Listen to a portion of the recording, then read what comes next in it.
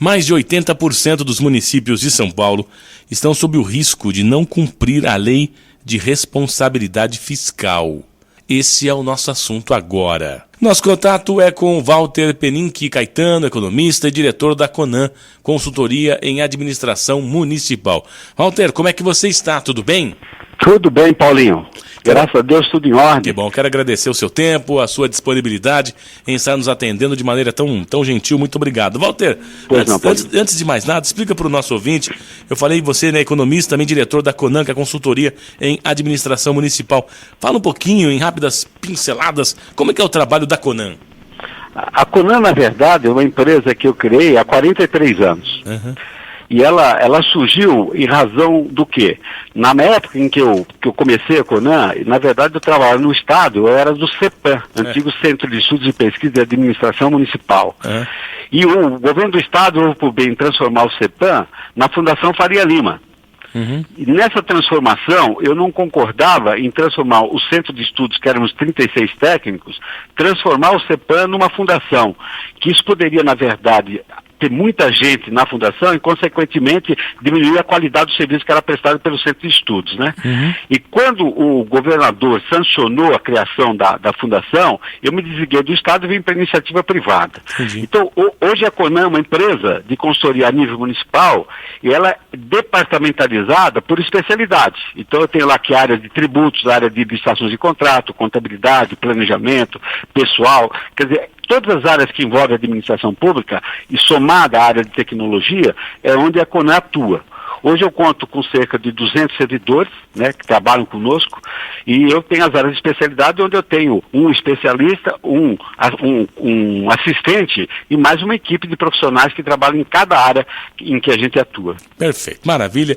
Agora, Walter, vou dar uma, entre aspas, com a sua permissão, explorada em você, para você também explicar o que é a lei de responsabilidade fiscal. Sim. A lei de responsabilidade fiscal, ela foi editada, é a lei número 101 de 2000, né?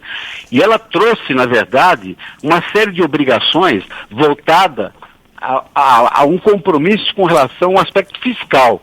Certo? Ela tem uma ideia todinha de introdução para evitar o desequilíbrio fiscal. Então, os gastos antigamente sistematicamente eram superiores às receitas, tal, e isso acabou, na verdade, obrigando que os entes, na verdade, se enquadrassem em limites prudenciais dentro daquilo que a lei 4.320, uma lei antiga, de 54, essa lei, na verdade, fosse um pouquinho mais exigida com relação à responsabilidade no gasto público, né? Uhum. A verdade é que uma lei de responsabilidade fiscal, ela não devia nem existir, porque, na verdade, o ser humano deveria ser responsável por natureza, né? Mas nós tivemos que ter uma lei que criou uma série de entraves para que a administração pública possa se conter dentro de determinados limites, gasto com pessoal, gasto com ensino, gasto com saúde, gasto com operações de crédito, equilíbrio fiscal. Então, ela veio tratar um assunto com relação a essa matéria. Muito pelo contrário, uma lei extraordinária. Você tem uma lei muito boa, feita, e hoje ela já faz 20 anos, mas tem muita coisa que ainda depende de regulamentação. Boa. O Walter, vamos lá. Agora, uma vez o município, né, nosso briefing aqui foi mais de 80% dos municípios de São Paulo estão sob esse risco de não cumprir a lei de responsabilidade fiscal que você acabou de explicar. Uma vez o município não cumprindo essa lei, o que acontece? Deixa eu fazer um preâmbulo para você, para a coisa ficar bem clara, tá? Em primeiro lugar, por que o tribunal, ele faz esse alerta com relação a cerca de 85 municípios paulistas deverão, na verdade, sofrer penalidades em razão do descumprimento da lei de responsabilidade, né? Nós temos que pensar de 2020 para cá, né? 2020 para cá nós tivemos os impactos causados pela pandemia, né? Mas o que acontece é o seguinte, o que deixam de falar é que nesse período da pandemia, por incrível que pareça, os municípios receberam aporte do governo federal de 23 bilhões de reais, os municípios brasileiros, né? Sendo que 3 bilhões foram para aplicar na área social e na área da saúde, e 20 bilhões vieram para mitigar os efeitos da Covid. O que era mitigar os efeitos da Covid? Como os municípios foram surpreendidos com uma pandemia, Eles não tinham caixa suficiente para suportar as despesas que adviriam. Sim. E o governo ele pega 20 bilhões de reais e joga para o município se recuperar dos gastos que ele teve com a Covid no período em que entrou em 2020. Portanto, criou uma zona de conforto para as prefeituras e para os estados. Quer dizer, aqueles que já vinham numa situação de déficit, com essa transferência feita pelo governo federal, acabou, na verdade, criando uma zona de conforto. Passou a haver um certo equilíbrio de receita e despesa dos entes públicos na área de estado e municípios. Você percebe que Minas Gerais, Rio Grande do Sul, Rio de Janeiro estavam numa situação de calamidade antes de 2020, de mudança, e depois tiveram um certo equilíbrio. Hoje estavam equilibrados, né? Agora, o que está causando a preocupação agora? A preocupação agora é que, passado esse efeito da Covid, nós estamos diante de um problema sério, que é a inflação mundial. Sim. Hoje você tem uma inflação mundial em torno de valores, quer dizer, estratosféricos para alguns países, tá certo? No caso do Brasil, você vê que nós estamos aí extrapolando a casa dos 12% anual. Os Estados Unidos, para você ter uma ideia, hoje a inflação está na casa de 9% ao ano. Um país que não tinha inflação. Quer dizer, quando você pega isso cria um desarranjo total na economia, né? Você tem, agregado a isso, você tem a guerra da Rússia e Ucrânia, que também traz problemas para o mundo todo. Então isso vem gerando uma série de problemas e vem causando uma necessidade do próprio governo federal aqui no Brasil tentar ajustar a coisa. Você pega o combustível, o preço que está, o governo está tentando, na verdade, fazer um corte na alíquota do ICM, estabelecendo uma alíquota para todos os estados brasileiros, porque alguns estados praticam 34%, outro 23%, outro 25%. Ele está querendo fixar uma alíquota em torno de 17%. Mas acontece que o governo federal, nesse aspecto, ele fica extremamente tranquilo, porque ele está trabalhando reduzindo tributos federais em que o Estado e o município têm participação. Ora, se o Estado e o município têm participação, eles perdem receita. Quer dizer, isso vai trazer realmente impactos financeiros e orçamentários. A tal da baixa arrecadação, por todos esses motivos externados por você, né, Walter, que acaba fazendo com que as cidades, enfim, os municípios acabem ficando no chamado vermelho, né? Quer dizer, e só mais um adendo importante, quer dizer, essa questão de jogar tudo a culpa na pandemia acaba não sendo tão verdadeiro. Claro que houve um impacto importante, mas houve realmente esse fomento de ajuda aí aos municípios, até para poder dar conta de tudo que aconteceu, de internações e afins, etc. e tal. Então, ficar só jogando a culpa na pandemia acaba não sendo uma coisa totalmente real. Tem também fator, mas existem outros fatores também, né, Walter? A verdade é o seguinte, os municípios fecharam o ano 2021 numa situação favorável, extremamente favorável, 2021. O que o tribunal está alertando é 2022, que 2022 nós estamos sofrendo agora, primeiro, não estamos recebendo recursos do governo federal, tá certo? E mais, receita, ela tem inflação que ajuda, porque a receita acaba subindo, mas do outro lado sobe a despesa, mas a despesa sobe numa proporção muito maior que sobe a receita. Então, vê bem, nós temos ainda problemas relacionados com velhos problemas. Quais são os velhos problemas? Gastos correntes excessivos, e que ainda não foram devidamente encarados. Quer dizer, você pega um país como o nosso, que sobra pouco mais menos de 10% para investir, é uma brincadeira. Você tem um gasto corrente, é absurdo. Né? Você vê a explosão dos gastos com folha de pagamento, o próprio Fundeb que veio aí, aumentou violentamente o gasto com os professores, é um gasto enorme que o Estado tem hoje com o professor, os municípios idem. Quer dizer, você está tendo, na verdade, que dar um tratamento, quer dizer, adequado à sua despesa corrente, mas até agora não houve essa preocupação. Então, a evolução da receita não acompanha o crescimento dos gastos correntes.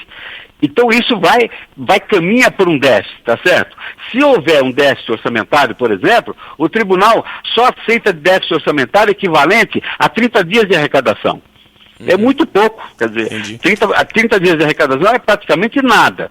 Se ele não tiver, até aí o tribunal tem suportado, até 30 dias de déficit orçamentário, o tribunal ainda tem aceito isso como argumentação de eventual desequilíbrio. Mas se passar disso, o prefeito tem contas rejeitadas. Com contas rejeitadas, aí você começa a cair naquela sequência, tá certo? Na sequência de não ter, você pode cair numa inegibilidade, você pode, contas contas rejeitadas, dependendo da motivação dessa rejeição, você vai ter problemas sérios com esse efeito de desequilíbrio fiscal que vai acontecer nos municípios, né? E fundamentalmente o que causa mais gasto corrente, a despesa com pessoal e previdência. Aqueles municípios que têm a previdência, ou é no regime geral, ou seja, no regime próprio de previdência, ele tem problemas de desequilíbrios fiscais que eles terão que acertar esse desequilíbrio. E esse desequilíbrio só é acertado através do quê? Através de aportes que são crescentes por parte do Tesouro para que possa equilibrar as previdências municipais ou previdência do regime geral. Você vê que a própria reforma previdenciária ainda não resolveu o problema do déficit previdenciário.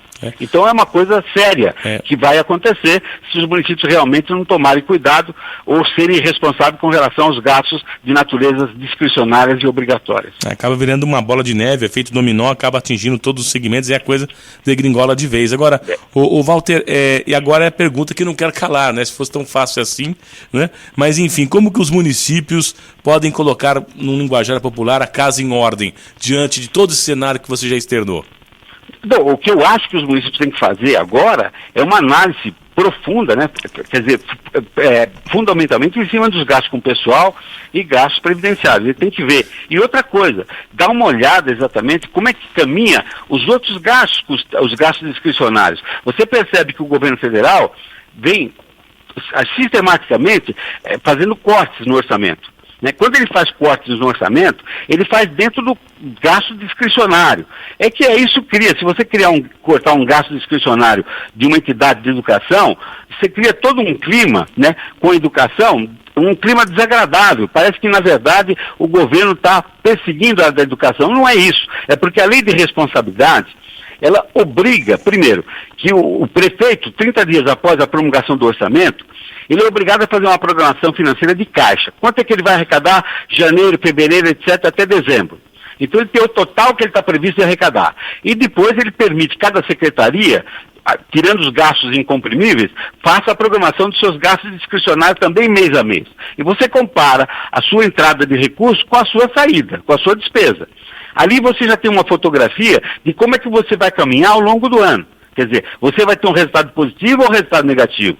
Se você caminha para um resultado negativo, você tem que começar a já se preocupar. Por exemplo, você é obrigado a aplicar 25% no ensino, artigo 212 da Constituição. Você é obrigado a aplicar na saúde 15%, artigo 198 da Constituição Federal. Aí você alia isso tudo, isso tem que ser gasto, porque se você não gastar com o ensino e não gastar com a saúde, automaticamente você terá as contas rejeitadas e, por consequência, você fica inelegível. É um problema sério. Depois vem o problema dos precatórios judiciais, também que é um drama. O precatórios judiciais hoje para os municípios é dramático, porque hoje, na verdade, a todo momento estão se fazendo leis, e hoje tudo isso é administrado pelo Tribunal de Justiça, e o Tribunal de Justiça não quer saber. Se você não fizer o depósito do precatório, ele vai lá e faz o sequestro de renda. Tem um município outro dia que sequestrou todo o dinheiro da prefeitura, não tinha dinheiro para comprar café, para você ter uma ideia.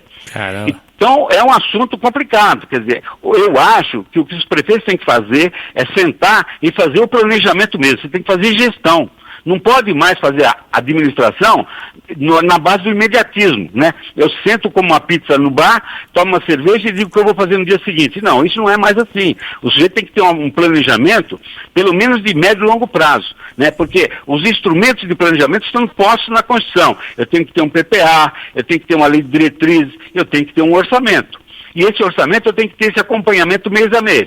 Quer dizer, se você perceber que a sua receita tem uma tendência de ser negativa e que vai te gerar um déficit orçamentário, a lei de responsabilidade determina que você obrigatoriamente tem que fazer limitação de despesa.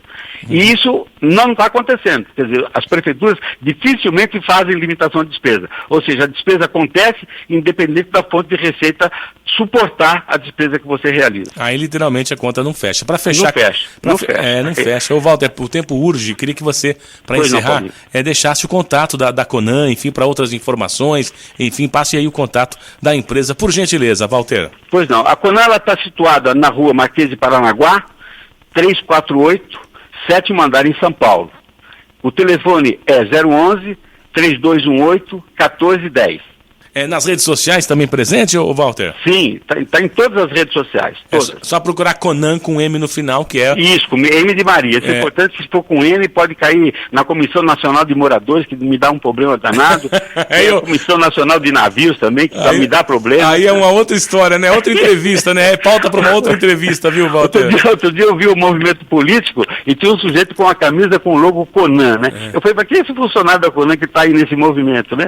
Aí fui ver, na verdade, é a Comissão Nacional de Moradores. Então tá certo. Não tinha nada a ver com a Conan. A Conan, Consultoria em Administração Municipal. Isso, Walter, Paulinho. Obrigado pela sua participação. Um forte abraço para você. Nada, foi um prazer, viu? Prazer um abraço nosso. aos ouvintes seus. Um abraço. Tá aí. Walter Beninck Caetano, economista, diretor da Conan, Consultoria em Administração Municipal, que falou ao jornalismo da cidade.